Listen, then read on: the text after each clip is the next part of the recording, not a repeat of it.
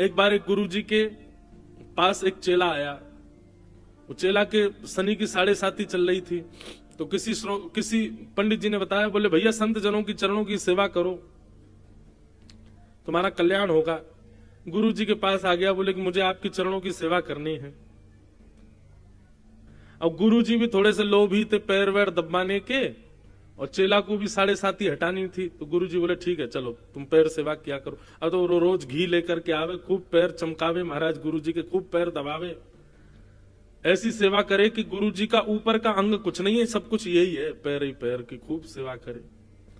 दूसरे दिन एक और चेला, उसकी भी 7:30 चल रही, उसको भी पंडित जी ने कहा कि चरणाश्रित हो जाओ। वो भी गुरुजी के पास आ गया, बोले मुझे भी चरण सेवा दो। पहला चेला लड़ने लगा, बोले मैं चरण सेवा कर रहा हूं, मैं इस। अगर आप किसी के प्रति रीझ गए कि वाह ये तो बहुत बढ़िया चल रहा है, बस अब प्रतीक्षा करो, बहुत जल्दी खराब होने वाली है वो वस्तु। ये कलयुग का स्वभाव है। पति पत्नी का दाम्पत्य बढ़िया चल रहा है, वाह हमारी तो कभी लड़ाई नहीं होती, बस रुक जाओ कुछ दिन अभी पता चले, हो जाएगी। हमारे बच्चे बहुत अच्छे हैं, ऐसे बच्चे भगवान सबको दें, सुधरे हुए बच्चे, कुछ ना कुछ तो ऐसा कर देंगे। इसलिए भैया हम एक बात अपनी कथाओं में कहा करते हैं, किसी से भी ज्यादा उम्मीद मत रखो, क्योंकि संसार है, यहां पर कुछ भी जैसा चल रहा है वैसा नहीं रहेगा, कुछ ना कुछ तो बिगड़ेगा। कलयुग है भैया, यहां पर सब सम नहीं रहता है। आज अगर किसी को बहुत प्रतिष्ठा मिल गई है, किसी को बहुत मान सम्मान मिल गया है, एक दिन थोड़ा तो नीचे आना पड़ेगा। और कोई व्यक्ति बिल्कुल नीचे ही बैठा है, किसी दिन उसको ऊपर बैठना पड़ेगा, किसी दिन उसकी स्थिति वो हो जाएगी, सब उसको ही पूछेंगे। सब संसार में कब कहां क्या हो जाए, कब किसका काया पलट हो जाए, कुछ नहीं कह सकते। इसलिए भैया उम्मीद केवल ठाकुर जी से रखो और किसी से मत रखो। बिन गोपाल को नहीं अपनो, और किसी से कोई उम्मीद ही मत रखो, और किसी से कोई लगाव ही मत रखो, क्योंकि संसार में सब बदलने वाला है, सब कुछ। आज हम लोग खुशी मना रहे हैं कि खूब लोगों में भक्ति बढ़ रही है, खूब लोगों में, अच्छा है, पर एक दिन ऐसा भी आएगा कि इतने भक्त हो जाएंगे कि भक्ति भक्त आपस में एक दूसरे से ईर्ष्या करने लग जाएंगे। यह भी तो संभव है। अच्छा तूने केसरिया रंग पहना, ले मैं तुझसे बढ़िया पहन के आऊंगा, तूने ये किया तुझसे बढ़िया मैं करूंगा, इसी में ही ईर्ष्या प्रकट हो जाएगी। दुनिया में सब भक्ति भक्त हो जाएंगे, सब लोग बिल्कुल वैष्णव होते चले जाएंगे, तो भी दिक्कत है। इसलिए सब ये अनुपात है भैया। भोजन में नमकीन नमकीन पाओगे तो बीच में थोड़ा मिठास भी तो चाहिए, और मीठा ही मीठा पाओगे थोड़ी नमकीन तो चाहिए। इसलिए सब सम नहीं रह सकता। एक झूला होता, उसको अंग्रेजी में बोलते हैं रोलर कोस्टर। वो ऐसे ऊपर नीचे नीचे यूं दाएं बाएं ऐसे घूमता रहता है। संसार ऐसा ही है, ऊपर नीचे इधर उधर उल्टा सीधा ऐसे ही होता रहेगा। ये एक जैसा सम नहीं चल सकता, ये संसार का नियम है।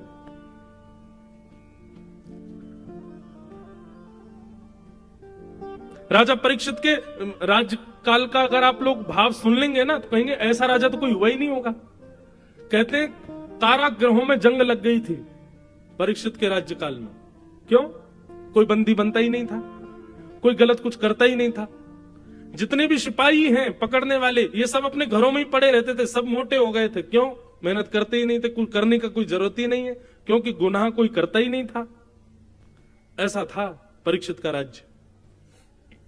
कोई हिंसा नहीं, कोई छल नहीं, कोई कपट नहीं, कोई दंभ नहीं, कहीं चोरी चकारी नहीं, कुछ भी गलत नहीं होता था परीक्षित के राज्यकाल में। और सब लोग बड़े प्रसन्न होते थे, वाह वाह वाह भैया, ऐसा राजा होना चाहिए, ऐसा युग होना चाहिए, ऐसा सब होना चाहिए।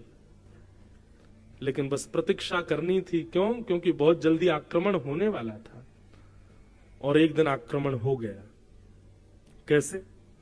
राजा परीक्षित भ्रमण करते हुए वन में गए, और वन में उन्होंने देखा कि एक वृषभ यानी कि बैल, उसके 3 पैर कटे हुए हैं, वो एक पैर पर खड़ा है, और एक व्यक्ति उसके चौथे पैर को काट रहा है। वो व्यक्ति कोई और नहीं, कलयुग था। कलयुग को देख करके राजा परीक्षित ने तलवार निकाली, बोले मेरे राजपाट में हिंसा करने वाले तुम कौन हो? जैसे ही तलवार घुमाने लगे, परीक्षित जी के चरणों में कलयुग आ गया। बोले भगवान मुझे मत मारिए, मैं ब्रह्मा जी के द्वारा बनाया गया कलयुग हूं, मैं युग हूं। सतयुग के बाद त्रेता, त्रेता के बाद द्वापर, अब द्वापर चला गया, मेरी बारी आई है, मैं आ गया। बोले कब आए तुम? बोले जिस दिन भगवान श्री कृष्ण धराधाम से अपनी लीला पूरी करके गए उसी क्षण मेरा जन्म हो गया था। ठाकुर जी की लीला पूरी हुई और मेरा प्राकट्य हुआ। अब तो बहुत वर्ष हो गए ठाकुर जी को गए, अब धीरे धीरे मैं अपना प्रभाव दिखाना प्रारंभ करूंगा।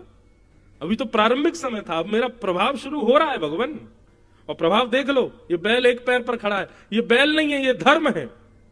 और धर्म के 4 पैर होते हैं, सत्य, दान, दया और पवित्रता।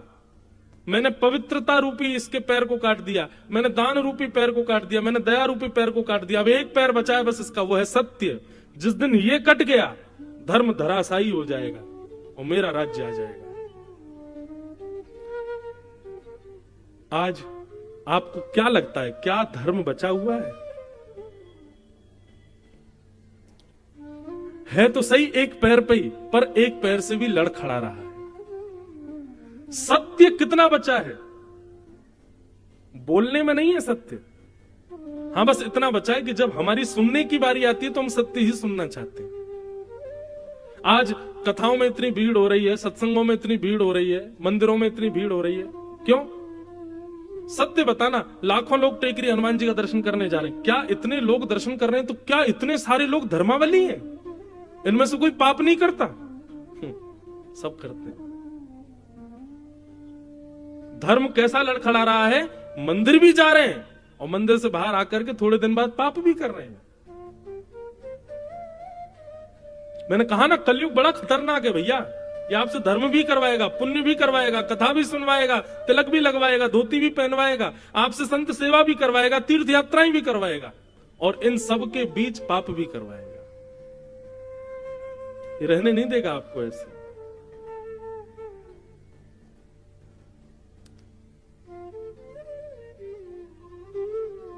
बस इसीलिए मैं बार बार कहता हूं, हम पे समय बहुत कम है, अभी समय है। कलयुग जैसे ही दूसरी करवट लेगा ना, तब तक बहुत देर हो जाएगी। और वो कभी भी ले सकता है, कल भी ले सकता है, परसों भी ले सकता है। इसलिए कोई समय का पता नहीं है भैया। जितना हो सके भगवत भजन करके जल्दी निपट लो, यहां से निकल लो। यहां ठीक नहीं है अब माहौल। अभी कथा भागवत आदि चल रही है, लेकिन ये ज्यादा समय तक नहीं चलेगी। मैं घोषणा कर रहा हूं मंच से, कुछ समय बाद ये सब नहीं हो पाएगा, भयावह समय आएगा और कथा, संत, महापुरुष, वैष्णवों को ही केंद्र बिंदु बनाया जाएगा, कुछ गलत किया जाएगा। भगवान करे उससे पहले हम तो चले जाएं, हम आप सब लोग निपट लें यहां से। बहुत भयावह समय आने वाला है भैया,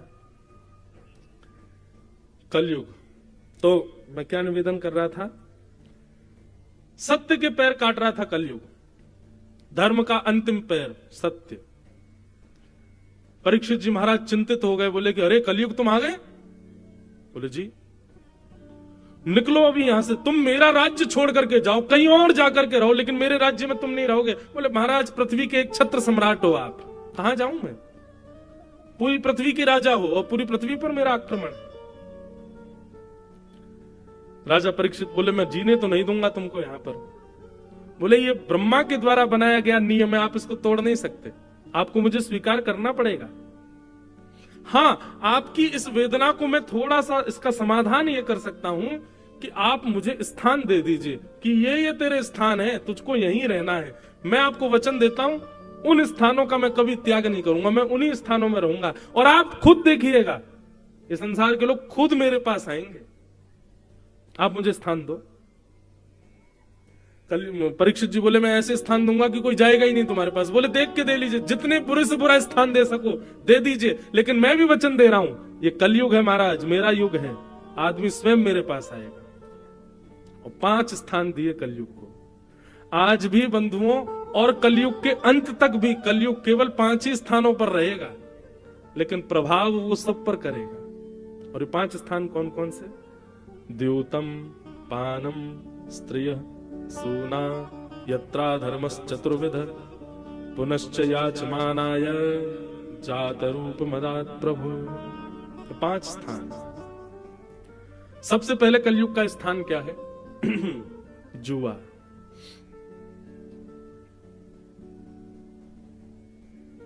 खेल कोई भी खराब नहीं होता, लेकिन उस खेल में प्रयोग किया गया धन और उसको बाजी लगा करके फिर खेला जाए, वो कलयुग है। इसलिए कभी भी धन की बाजी लगा करके कोई खेल मत खेलो। क्यों? आपने शौक शौक में 10 रुपए लगा दिए और फिर आपने खेल खेल लिया, वो 10 रुपए एक ना एक दिन 10 करोड़ का नुकसान करवाएगा आपको। आप कहेंगे जुआ खेलना पाप क्यों है? वो आपके लिए धन है, पर आध्यात्मिक दृष्टि से वो लक्ष्मी है। आप लक्ष्मी को दांव पर नहीं लगा सकते। लक्ष्मी हमारी मां है। अपनी मां को कौन दांव पर लगाता है? लक्ष्मी नारायण की पत्नी है। किसी की पत्नी को दांव पर लगाओगे, अपनी मां के दांव पर लगाओगे, रह पाओगे खुश? इसलिए जुए में कलयुग का निवास। द्योतम। दूसरा स्थान है पानम। पहले तो जुआ केवल गांव गांव में वो खेलते थे, पेड़ों के नीचे बैठ के वो ताश खेल रहे हैं, उसी में पैसा लगा रहे हैं, हार गए इतना, ये सब वो सब होता। आजकल आधुनिक जुआ हो गया है। अब अलग प्रकार का जुआ खेलते हैं लोग। और एक बात कहिए, 500 की 1000 की शर्त जो लगाते हैं ना, लगी 500 की शर्त, ये भी जुआ है। अगर ऐसा हुआ तो तू 500 रुपए मुझे देगा, ऐसा हुआ तो 200 रुपए मैं तुझे दूंगा, ये भी जुआ है। ऐसा नहीं, उसमें कलयुग का निवास। द्योतम। उसके बाद आता है पानम। अच्छा, एक और बात सुनिए, ऐसा कभी कभी होता है कि हम शर्त लगा लेते हैं, अच्छा लगी 500 की शर्त, बोले हाँ लगी, और फिर वो काम हो गया, लेकिन फिर ना आपने बस इतना कहते देखा हार गया, निकाल 500। अब जैसे वो निकालने लगा, आपने कहा अच्छा ठीक है रख ले, चल कोई बात नहीं, तो कोई दिक्कत नहीं। पर हाँ पीछे ही पड़ गए, बोले देने पड़ेंगे 500 बेटा तुझे, तू हारा है मुझसे, तो वो निश्चित है कि वो आपका सर्वनाश करेगा। तो द्योतम। दूसरा स्थान है कलयुग का पानम। मदिरा पान करना, मांस भक्षण करना, गलत वस्तुओं का सेवन करना, गलत वस्तुओं का खान पान करना, उसमें कलयुग का निवास है। तंबाकू, बीड़ी, सिगरेट, मांस, मदिरा, इस प्रकार की वस्तुओं का सेवन करना, उनका सेवन करने से कलयुग का प्रभाव होता है। इसलिए भैया इनसे बचो। ये सब तामसी वस्तुएं बंधु, इनका सेवन नहीं करना चाहिए। तो द्योतम पानम। पानम के बाद आ गया स्त्रिय। पर स्त्री संग, पर पुरुष संग, विवाह के पश्चात अन्य के प्रति भाव प्रकट करना हृदय में, उसमें कलयुग का निवास है। कलयुग आपको छोड़ेगा नहीं। तो द्योतम, पानम, स्त्रिय। और चौथा स्थान है कलयुग का सूना। सूना कहते हैं हिंसा को, कलेश को। अभी आप लोग कथा सुन रहे हो, कितने ध्यान से कथा सुन रहे हो। 2 लोगों की लड़ाई शुरू हो जाए बाहर, हाथापाई शुरू, आधे से ज्यादा पंडाल बाहर तमाशा देखने जाएगा। सब देखने जाए क्या हुआ, कौन मरा, कौन पिटा, कौन किसके लग गई, क्या हो गया। क्यों? हमारी रुचि हिंसा में होती है। कथा करने के लिए पूरे नगर में होर्डिंग लगाने पड़ते हैं, तब जाके इतने लोग आते हैं। पर हिंसा, लड़ाई झगड़ा करने के लिए कोई प्रचार नहीं करना पड़ता, बस 2 लोग चौराहे पर लड़ लो, अपने आप भीड़ आ जाएगी देखने, अपने आप लोग इकट्ठे हो जाते हैं। एक व्यक्ति एक जगह मेरी कथा चल रही थी, वो बोले महाराज जी आप थोड़ी सी कथा जो है वो मधुर रस में ज्यादा कथा करते हो। मैं तो कैसे करूं? बोले वीर रस में किया करो, थोड़ी मार झाड़ हो, थोड़ी उसमें यूं उठा पटक हो रही हो, यूं बताए जा रहा हो ठाकुर जी ने उठा के फेंक दिया, महाराज उठा के ये मुष्टिक प्रहार कर दी। मैंने वाह भाई ये भी कोई बात है? बोले महाराज जी थोड़ी न टकड़ भगड़ हो तब तो आनंद आवे। हिंसा, इसमें कलयुग का निवास है।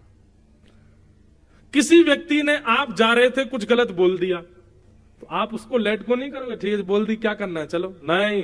इसने बोली किसी घुमाओ बेटा बाइक, हाँ भाई 4 लोग लेके आ जल्दी। इसने बोली कैसे मुझसे ऐसी? और लिए पकड़ के मारा, जब उसको तूने इतनी बोली मैं तुझे इतनी बोलूंगा। इसको कहते हैं कलेश। घर में परिवार में बहन कुछ बोल दे, भाई कुछ बोल, पत्नी कुछ बोल दे, तो उसको शांत रह करके सॉल्व नहीं करते हम लोग। हमारा क्या, इसने ऐसा बोला, अब ये बच के तो दिखाए मुझसे, मैं बोल के दिखाऊं उसको, मैं करके दिखाऊं उसको। ये हिंसा है, इसमें पाप निवास करता है, इसमें कलयुग निवास करता है। बंधुओं, ये कलयुग घरों में ऐसे ही आता है। किसी एक व्यक्ति का मूड खराब करके वो ऐसी कुछ बात बुलवा देगा कि बाकी लोगों का भी दिमाग खराब होता है, फिर एक दूसरे से लड़ाई झगड़ा कर करके सब कलेश करके खत्म कर देते हैं। ये कलयुग का खेल है, इसको समझिए। एक व्यक्ति की मति बिगड़ी, वाणी बिगड़ी, बाकी सब शांत हो जाओ, ठीक है, कोई अपने आप ठीक हो जाएगा। अभी चिल्ला रहा है, बोल रहा है, ठीक है, कोई नहीं, इसके पैर पकड़ लो, जो कह रहा करो, ठीक, सॉरी, ठीक है। शांत रह करके, अग्नि प्रज्वलित होती है, घर में कहीं आग लग जाए तो पानी डाला जाता है कि उस पर और माचिस की तिल्ली फेंक दोगे और उस पर मिट्टी का तेल उछाल दोगे कि कपूर लाके फेंक दोगे? अग्नि तेज क्यों कर रहे हो? जैसे घर में आग लगने पर पानी डालते हैं, ऐसे ही घर के, परिवार के, मित्रों के, अपने संबंधियों में किसी एक में आग लगे, पानी डालो। और पानी का मतलब प्रेम, प्रेम बरसा, उसको हृदय से लगा लो, उसके पैर पकड़ लो, थोड़ा उसको समझा लो, मना लो, ज्यादा नहीं मानना, मौन हो जाओ, शांत हो जाओ, बैठ जाओ। जल का जो स्वभाव है वो प्रकट करो।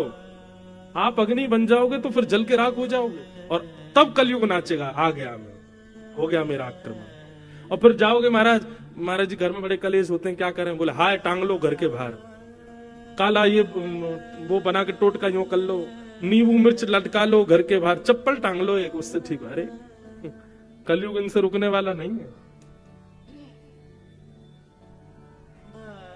कलयुग का प्रभाव आपके परिवार में हो, आज के बाद अब घर में देखिएगा, कभी भी अगर कलेश की नौबत आवे, समझ जाना ये कलयुग है। और हमको अग्नि बनकर के नहीं, हमको जल का काम करना। हम जल कैसे बने ताकि ये शांत हो? उसको आने मत दीजिए अपने घर। द्योतम पानम स्त्रिय सोना। अब आया पांचवा। पांचवा क्या है? बिना मेहनत के कमाया गया धन, बिना परिश्रम के कमाया गया धन, घर बैठे बैठे कमाया गया धन, उसमें कलयुग का निवास। सोचिए, जहां बुद्धि ना लगती हो, जहां शारीरिक श्रम ना होता हो, जहां पर आपका दिन घर के बाहर व्यतीत ना होता हो, ऐसे जब आप धन कमाते हैं तो वो आपके हृदय को विकृत करता है, आपकी बुद्धि को विकृत करता है। बीच में एक टाइम आया था, वर्क फ्रॉम होम कर रहे थे सब लोग, घर से काम कर रहे थे, घर से पढ़ाई कर रहे थे, बच्चों के स्कूल बनते तो घर से ही पढ़ रहे थे। सही बताना, क्या हो रहा था वर्क फ्रॉम होम? क्या पढ़ाई हो रही थी बच्चों की घर पे? कुछ नहीं हो रहा था।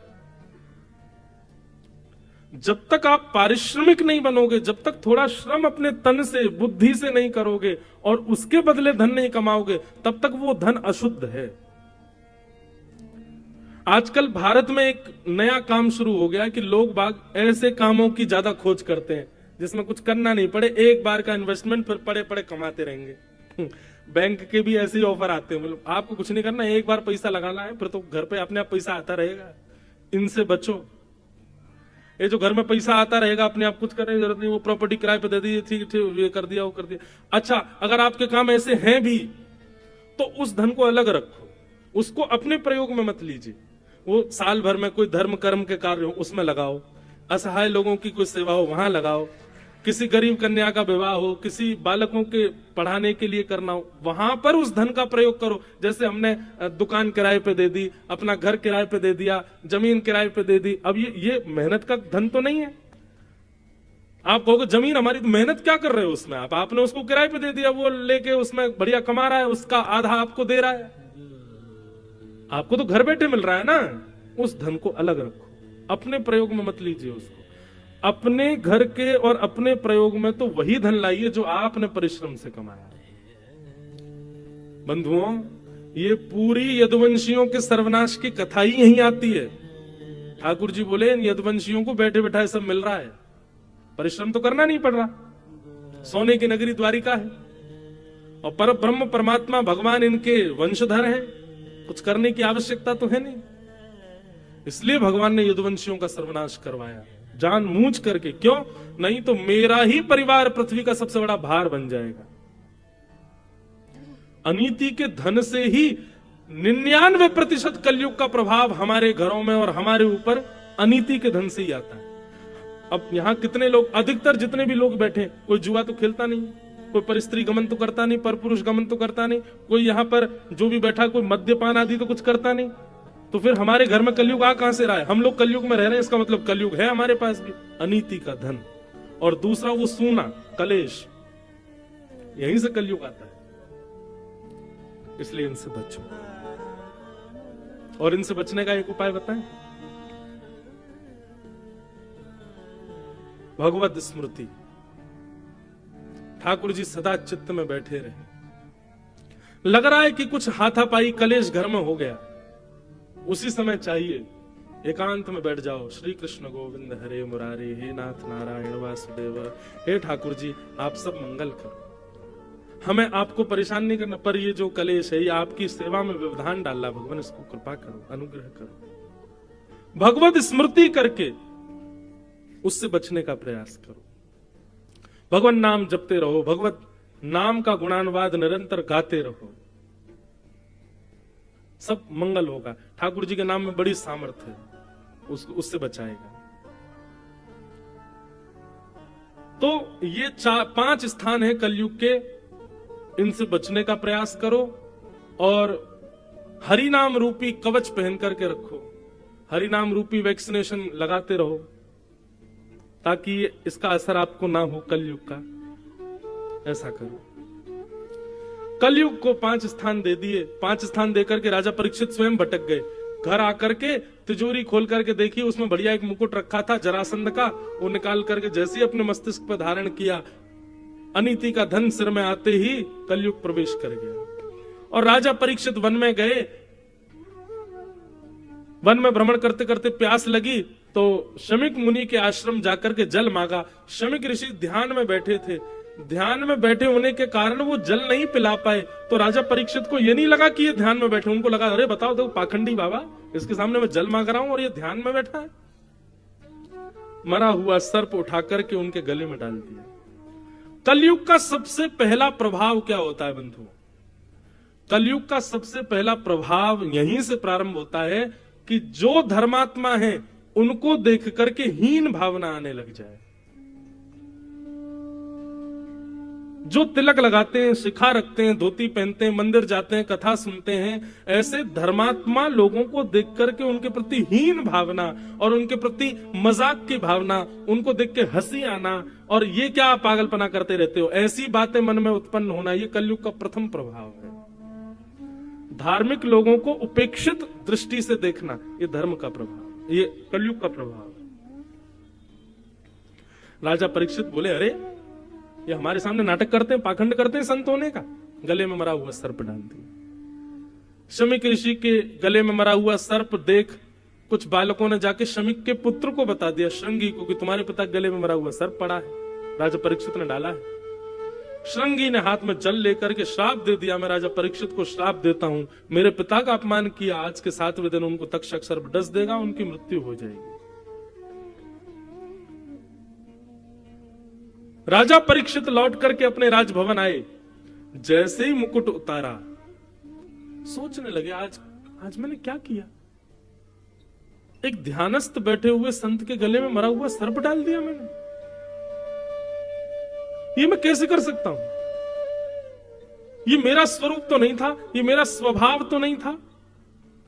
कभी बंधुओं जेल में जो कैद होते हैं ना, कैदी, उनसे पूछो कि यार तुमने ऐसा क्यों किया, तो वो यही कहेगा पता नहीं उस समय मेरी मति कैसे घूम गई, मैं कभी सोच भी नहीं सकता था कि मैं ऐसा करूंगा, पर पता नहीं मेरी बुद्धि को उस समय क्या हो गया। ये बुद्धि विकृत ही तो कलयुग करता है।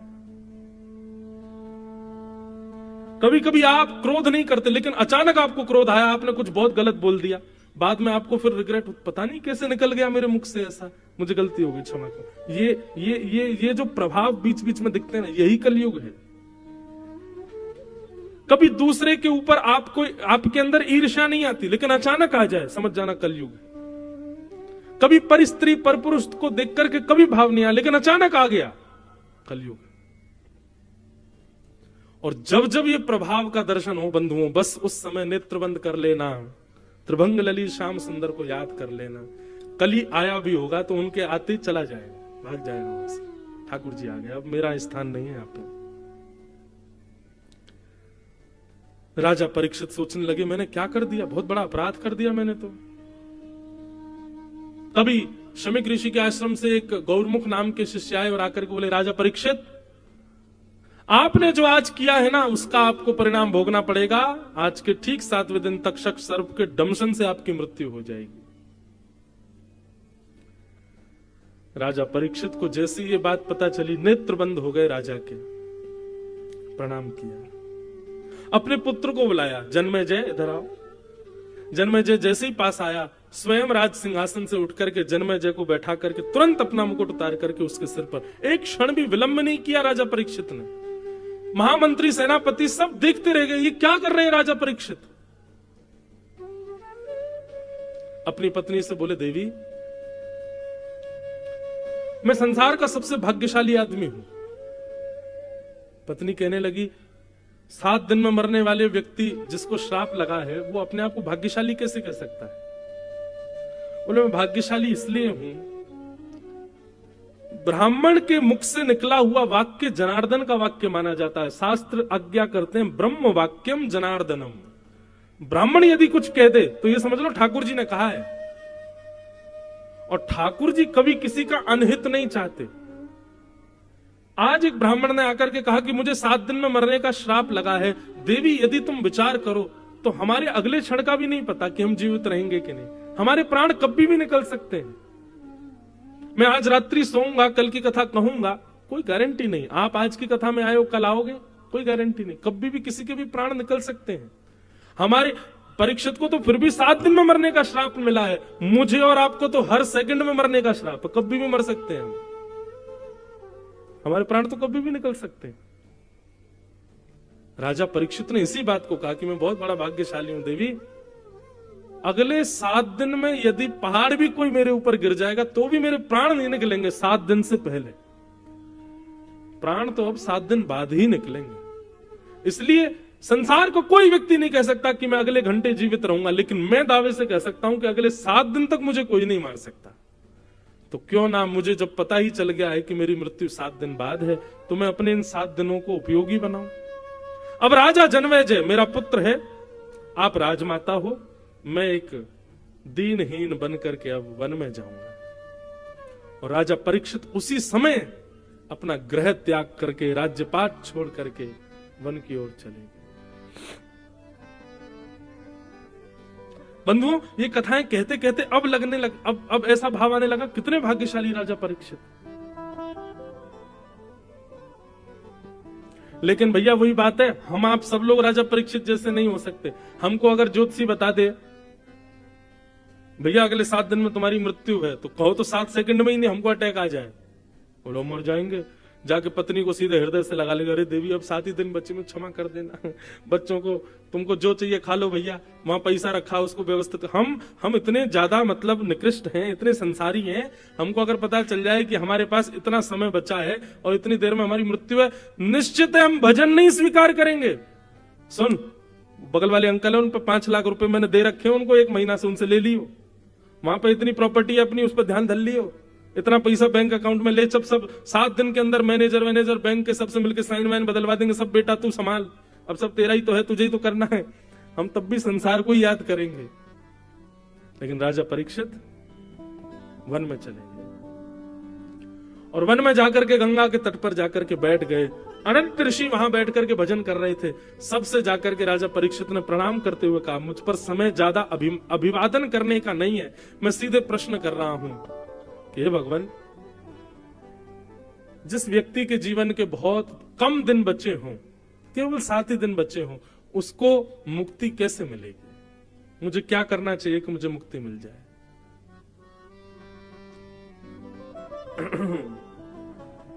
सबने अलग अलग बातें बताई। कोई बोला गंगा जी में खड़े हो जाओ, कोई बोला हिमालय पे चले जाओ, कोई बोला ये करो ये करो ये करो, लेकिन कोई भी प्रमाण से नहीं बोल पाया कि मुक्ति मिलेगी। तभी वहां पर श्री सुखदेव जी महाराज का आगमन हुआ। बोलो सुखदेव जी महाराज की जय। सुखदेव जी आकर के सीधे आसन पर बैठ गए और परीक्षित ने चरण पकड़ लिया। बोले भगवान, परीक्षित ने एक आसन रखा था, आप में से जो जिम्मेवारी ले 7 दिन में मुझे मुक्ति देने की, वो यहां आकर के बैठे। कोई नहीं बैठा उस पे आके। 16 वर्ष के नन्हे से तुम द्वष्ट वर्ष, श्री सुखदेव जी महाराज आकर के उस पर बैठ गए और इतने विश्वास के साथ आकर के बैठे पद्मासन में। राजा परीक्षित को मुक्ति दिलाने के लिए मानो स्वयं चल करके श्री राधा रमन लाल पधारे हो सुखदेव जी के रूप में। सुखदेव जी के चरणों में वंदन किया और कहा, भगवान मेरे जीवन के केवल 7 दिन बचे हैं, मेरी मुक्ति का उपाय बताइए। अब यहां से सुखदेव जी महाराज कहना प्रारंभ कर रहे हैं और परीक्षित चरणों में विनती कर रहे हैं, तेरी शरण में आके मैं धन्य हो गया, तेरी शरण में आके सब लोग करताल बजा के बंधुओं, हम सब भी परीक्षित हैं। हम भी सुखदेव जी से प्रार्थना कर रहे हैं, हे सुखाचार्य जी, इतने अल्प आयु में भगवत प्राप्ति का साधन आप ही हमको बता सकते हैं। हे भागवत जी, आप ही हमको आज्ञा करिए कि हम कैसे भगवत प्राप्ति करें। बंधुओं, आज 4 दिन हो गए कथा को, 4 दिन की कथा और शेष बची है। सब लोग भागवत जी से प्रार्थना करो, हे भागवत जी, हम बड़े भाग्यशाली हैं कि आप चल के हमारे नगर में पधारी, आप आकर के ये सुंदर ज्ञान हमको प्रवाहित कर रही हैं, जिससे हमारा जीवन सुखद आनंद में बनेगा। इसलिए सब लोग करताल बजा करके भागवत जी से प्रार्थना करते हुए गाओ, तेरी शरण में आके मैं धन्य हो गया, तेरी शरण में आके मैं धन्य हो गया। जन्मों की प्यास थी जो, की प्यास थी जो, जन्मों की प्यास थी जो, की प्यास थी जो, संपन्न हो गया, तेरी शरण में आके मैं धन्य हो गया। ताल बजा के गाओ, श्री राधा रमन लाल की, श्री टेकरी हनुमान जी महाराज की।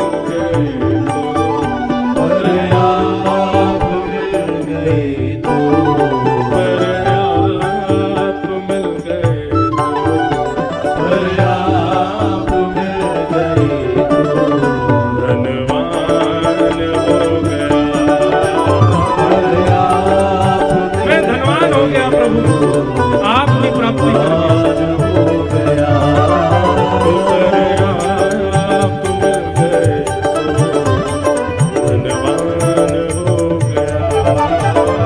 अरे आप मिल गए तो धनवान हो गया। ओ जन्मों की प्यास थी जो, जन्मों की प्यास थी जो, जन्मों की प्यास थी जो, जन्मों की प्यास थी जो, संपन्न हो गया। तेरी शरण में आके मैं धन्य हो गया। तेरी शरण में आके मैं धन्य हो गया। बंधुओं, ये भागवत जी जीवन में आई है, निश्चित ही धन्य हुए ना हम लोग। कैसे सुंदर भाव, कैसी सुंदर लीला, कैसी सुंदर कथा, कैसे सुंदर मार्ग हमको प्राप्त होते हैं भागवत जी से। इसलिए वास्तव में धन्यता का अनुभव करते हैं हम लोग। इसलिए बड़े भाव से करताल बजा करके, दोनों भुजा उठाकर करताल बजा करके भागवत महापुराण की।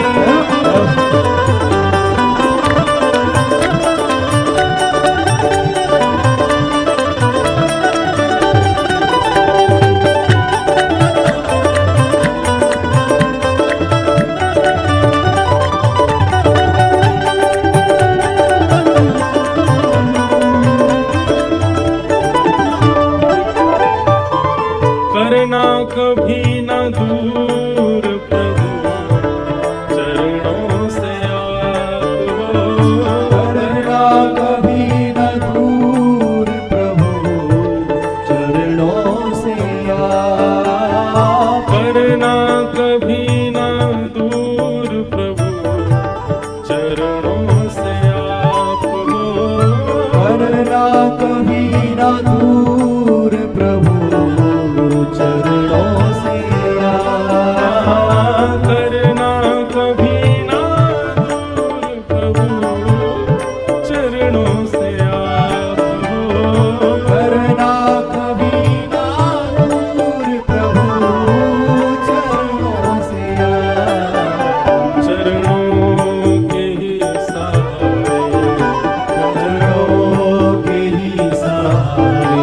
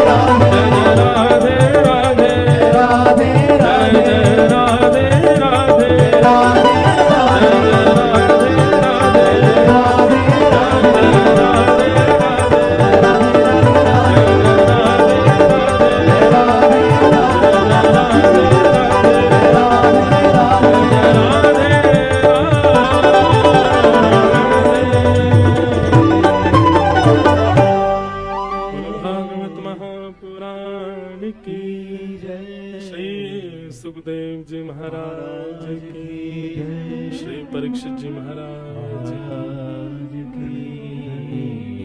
बंधुओं, जीवन में ठाकुर जी कहते हैं मैं मानव के ऊपर 3 कृपा करता हूं, जीव के ऊपर 3 कृपा करता हूं। बहुत ध्यान से सुनिएगा सब लोग। हम पे कौन सी हो गई है नेक्स्ट सुनो। ठाकुर जी कहते हैं सबसे पहली कृपा मेरी क्या है? कि हृदय माध्यम सुलभम सुदुर्लभम। सबसे पहली मेरी जीव के ऊपर कृपा यह है कि मैंने उसको मानव बना दिया।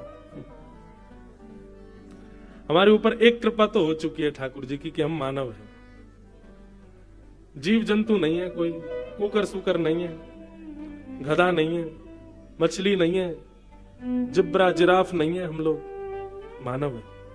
ये ठाकुर जी की पहली कृपा है। इसलिए जो लोग कोसते हैं मानव होने के बाद भी, ठाकुर जी ने क्या किया, अरे तुमको आंख नाक कान पैर सब दे दिए, मानव बना दिया। सबसे पहली कृपा है ठाकुर जी की। और भगवान ये बात आपको पता, मानव ये जो हम बैठे हैं ना, मानव ऐसे नहीं मिल जाते हैं। शास्त्रों में इसकी पूरी कथा बताई गई कैसे मिलता है। 84 लाख योनियों में मैं और आप हम सब घूमते रहते हैं, कभी चींटी बनते हैं, मर जाते हैं, फिर ठाकुर जी के पास जाए, ठाकुर जी एक बार एक मौका दे दो हमको। क्यों? इस 84 लाख योनियों के चक्कर से बचने का एक ही द्वार है, एक ही मौका है, और वो है मानव। मानव बनके ही आप इस चक्कर से निकल सकते हो। अन्य किसी योनि में अगर आप किसी योनि को देखते हैं, कुकर सुकर और छिपकली आदि इनको देखो ना, तो ये समझना अब ये बहुत भटकने वाले हैं, अब इसके बाद ना जाने क्या बनेंगे, फिर कहीं जाएंगे फिर कहीं जाएंगे।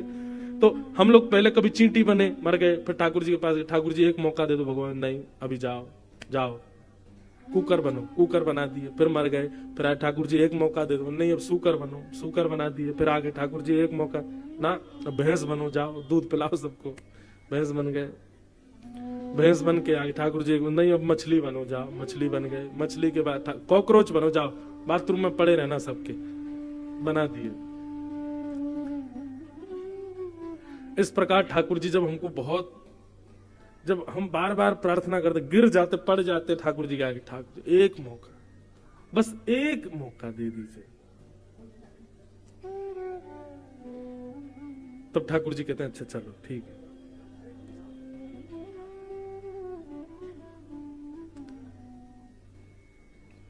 ठीक है, हम देखते हैं, आप लोग सब इधर देखो। क्या बता रहा था मैं? हाँ, तो फिर ठाकुर जी से हम कहते हैं ठाकुर जी एक मौका दे दो। मानव शरीर मौका है, इसका नाम ही मौका, निकलने का मौका यहां से। तो ठाकुर जी क्या करते हैं, अच्छा तुम बहुत रो रहे हो, बहुत तुम 33 लाख योनि 84 लाख योनियों में भटक लिए, चलो अब तुमको हमें कृपा करते हैं। तब भगवान 5 लोगों को बुलाते हैं। ये 5 लोग कौन है? बोल पंच तत्व, पृथ्वी जल अग्नि वायु आकाश। इन 5 तत्वों को बुला करके ठाकुर जी कहते हैं भैया इसको एक मानव देह देना है, लोन पे, लोन पे देना है इसको, ऋण ऋण। तब ये 5 तत्व हमसे सौदा करते हैं, पृथ्वी जल अग्नि वायु आकाश। ठीक है, हम तुमको ऋण दे रहे हैं, वर्ष पहले ही निश्चित हो जाता है, 70 वर्ष के लिए आ रहे हैं, 80 वर्ष के लिए आ रहे हैं, कितने वर्ष के लिए आ रहे हैं, फिर उसमें भी कुछ टर्म्स होते हैं, इतना अगर तुमने ये गलत किया तो इतने दिन में तुम्हारी छुट्टी हो जाएगी, बढ़िया रहे तो ऐसा चलेगा, ऐसा रहे, सब पहले ही बात हो जाती है।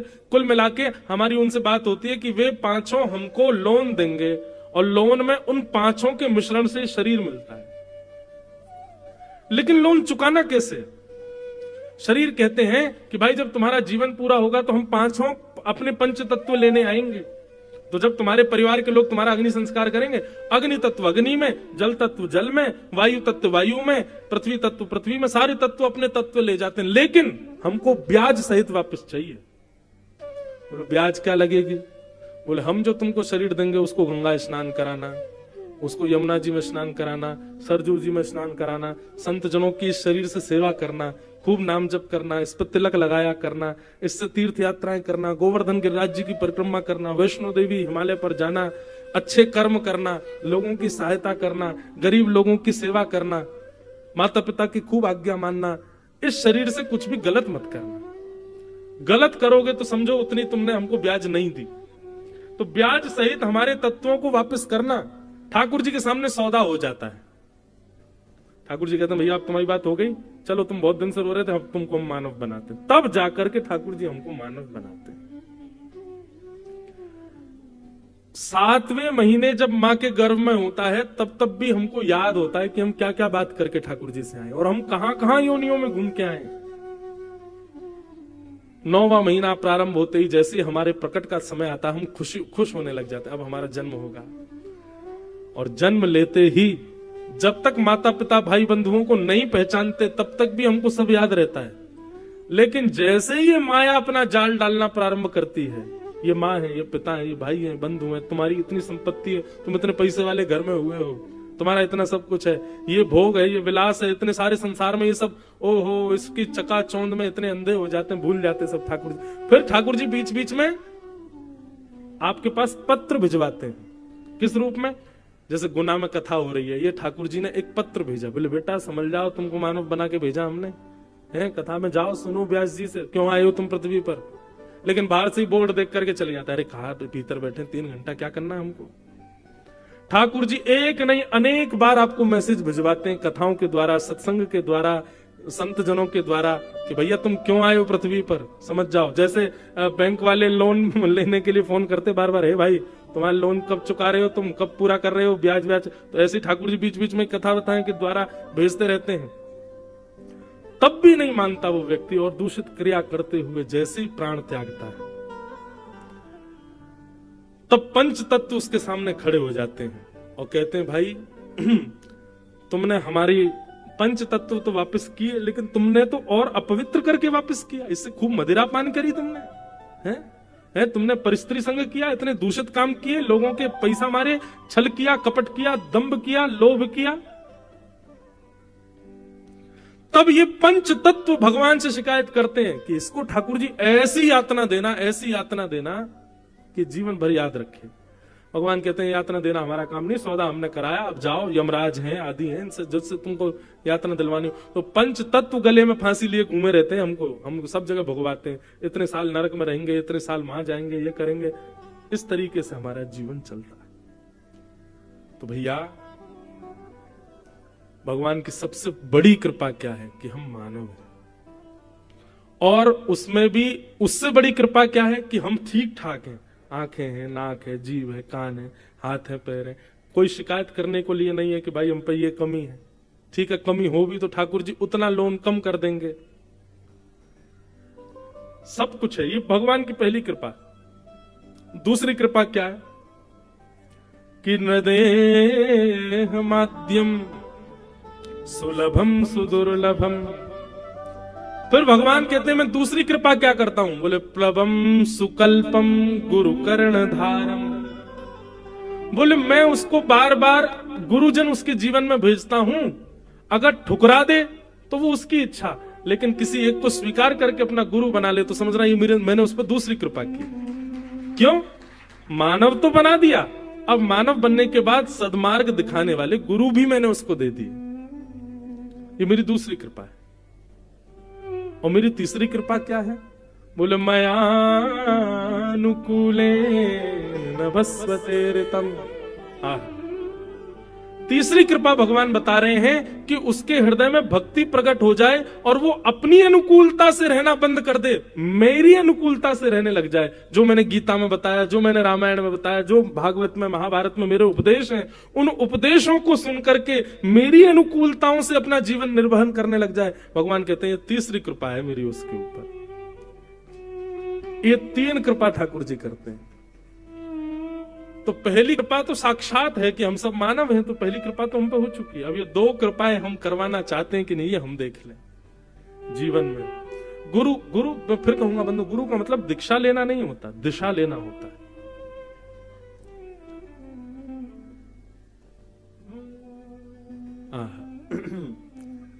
श्री सुखदेव जी महाराज के चरणों में परीक्षित बैठे हैं और परीक्षित जी बैठ करके कहते हैं भगवान मेरे जीवन के केवल 7 दिन बचे हैं, मुझे मुक्ति के लिए क्या करना चाहिए, कृपा करके बताओ।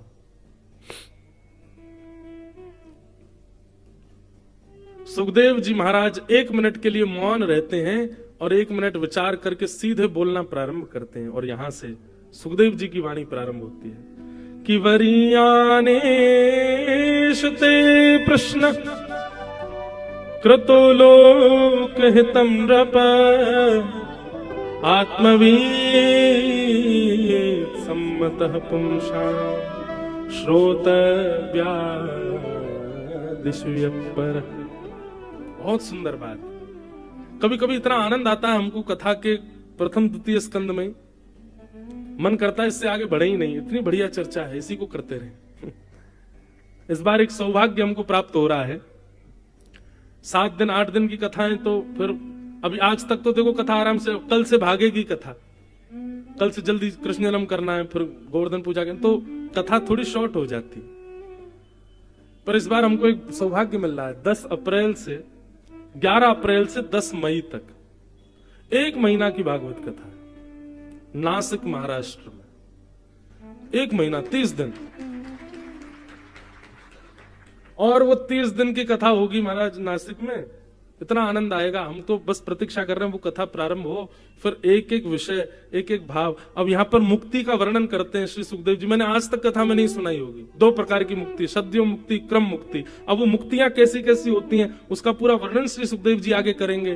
फिर उसके बाद में परीक्षित कहेंगे कि नहीं भगवान अब मुझे मुक्ति नहीं चाहिए। फिर सुखदेव जी मंगलाचरण करेंगे। उनके मंगलाचरण इतना सुंदर, अब ये सब कथा 7 दिन के क्रम में हम कह ही नहीं पाते, इतना इतना सुंदर क्रम है। तो ये सौभाग्य मिलेगा।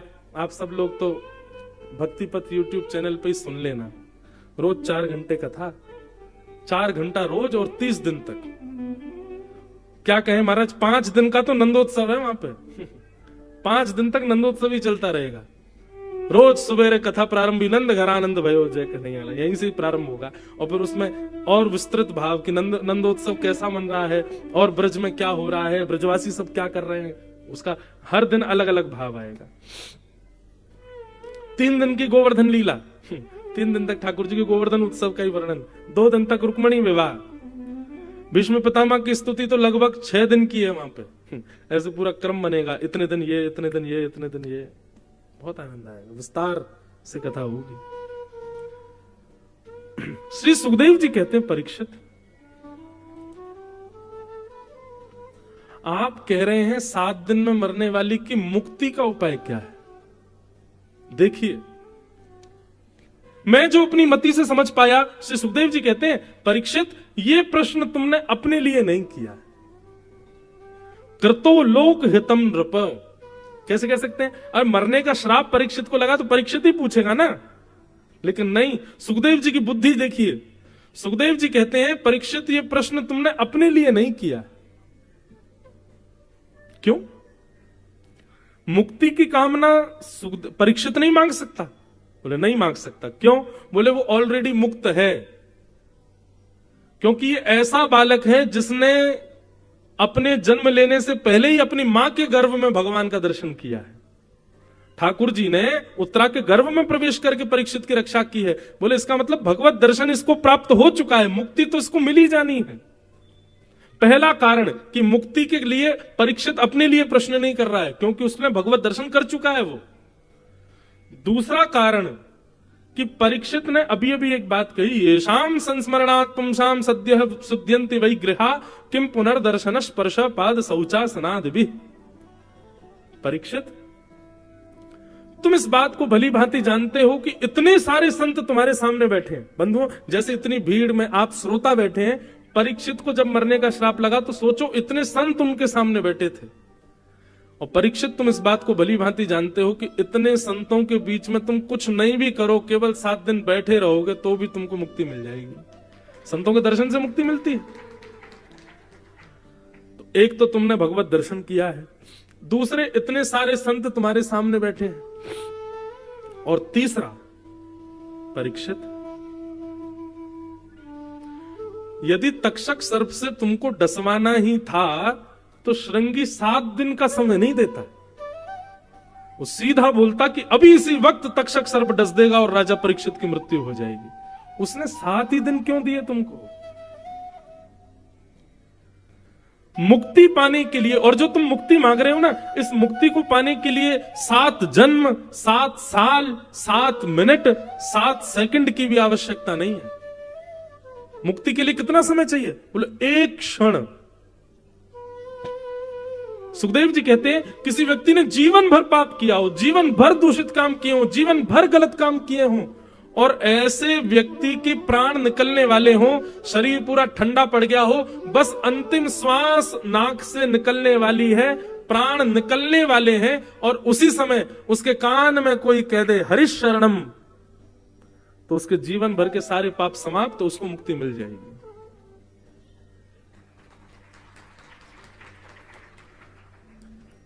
ताली बजाई, अच्छी बात है, लेकिन बात तो सुनो पूरी। अभी बात पूरी नहीं हुई है। आप कह रहे हो कि मुक्ति का उपाय बताइए, मेरे पास 7 दिन बचे हैं, पर मुक्ति के लिए तो एक क्षण चाहिए परीक्षित, तुमको 7 दिन क्यों मिले हैं? और मुक्ति के लिए जीवन में भगवत दर्शन होना चाहिए, वो तुम ऑलरेडी कर चुके हो अपने मां के गर्भ में। वो बात अलग है कि तुमको याद नहीं है, पर तुम जब अपनी मां के गर्भ में, तो पूरा विश्व जानता है भगवान ने प्रवेश करके तुम्हारी रक्षा की। और तीसरी बात, इतने भजनानंदी संत तुम्हारे सामने बैठे हैं, इनके मुख से हरिनाम संकीर्तन और कुछ नहीं तो बस सत्संगी सुनते रहोगे, 7 दिन में मुक्ति मिल जाएगी। उसके बाद भी तुमने मेरे आने पर यह पूछा कि जल्दी मरने वाली की मुक्ति का उपाय क्या है। मुझे इससे यह बात समझ में आई कि तुम ये अपने लिए नहीं पूछ रहे हो, क्योंकि तुम तो एक क्षत्र सम्राट हो, तुम्हारी मृत्यु के